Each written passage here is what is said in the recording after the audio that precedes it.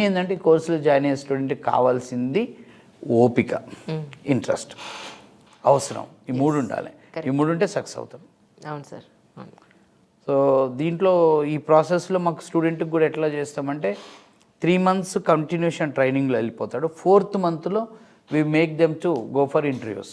4వ నెలలో వాళ్ళ సిలబస్ని బట్టి ఇంటర్వ్యూ బ్యాచ్ అని తయారు చేస్తాం. 20 మందిని తయారు చేస్తాం, 10 మందిని తయారు చేసినాక వీళ్ళకి ఇంటర్వ్యూలకు పంపించే ముందు మళ్ళీ మేము ఒక 20 రోజులు ఫుల్ సబ్జెక్ట్ మీద మాకులు చేస్తాం.